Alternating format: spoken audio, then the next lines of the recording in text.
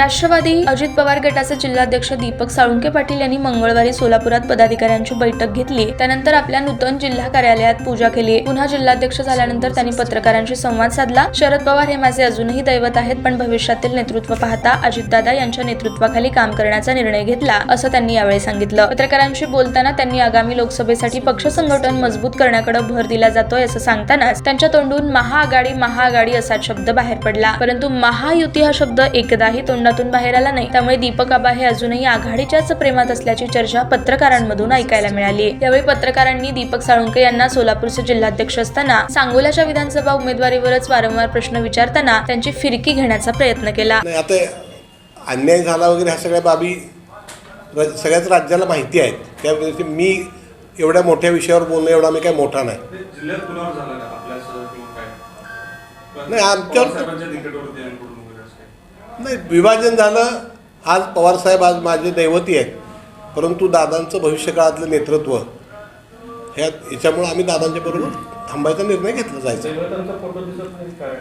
आत्ता कार्यालय आज सुरू केलेलं आहे, आज पूजा घातलेली आहे, त्याच्यानंतर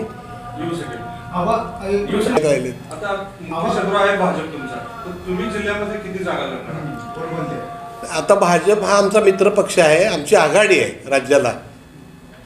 भारतीय जनता पक्ष, राष्ट्रवादी काँग्रेस पक्ष, अजितदादा आणि शिंदेची शिवसेना हे दोन्ही पक्ष आमचेच आहेत। शिंदेची शिवसेना ही मूळ शिवसेनाच आहे आणि दादा हे आता देशाचे अध्यक्ष आहेत, राष्ट्रीय अध्यक्ष। त्यांच्या नेतृत्वाखाली ही महाआघाडीचं आम्ही त्यांचे कार्यकर्ते आहोत। तर भविष्य काळामध्ये जास्तीत जास्त महाआघाडीचे लोकसभेवर आणि विधानसभेवर कसे जातील खासदार आणि आमदार यासाठी आमचा प्रयत्न आहे। लोकसभा वरिष्ठ पातळीवर जे निर्णय घेतील दादा आणि ज्याच्याकडे जाईल तो उमेदवार आम्ही निवडून आणू। स्थानिक पातळीवर तुमची काही मागणी आहे? स्थानिक पातळीवर तुम्हाला असं वाटत नाही? आमच्या नेतृत्वानं अजून लोकसभेच्या संदर्भामध्ये काय करावं अशी राष्ट्रवादीच्या कार्यकर्त्यांची बैठक बोलवली नाही। जेव्हा ते बैठक बोलवतील त्यावेळेला आम्ही आमचं मनोगत त्या ठिकाणी सगळे सांगोला विधानसभा कुणाकडे असेल? सध्या लोकसभेचा विषय आहे। पूर जिल्हा अध्यक्ष म्हणून या ठिकाणी मी आपल्याला बोलवलेला आहे, बरोबर। सगळ्याच विधानसभेच्या संदर्भामध्ये पक्षाचा दौरा माझा जिल्ह्याचा झाल्यानंतर प्रत्येक विधानसभेच्या संदर्भामध्ये मी त्या वेळेला बोलेन। मागच्या विधानसभेला असं झालं की ती जागा तुमच्याकडे आली, म्हणजे ती जागा सुद्धा शहाजी बापूंकडेच गेली। मी माझी भूमिका सांगोला तालुक्यातल्या जनतेच्या पुढे स्पष्ट केलेली आहे। मागच्या वेळेला माझ्यावर अन्याय झाला आणि त्यावेळेला माझा नाईलाज होता।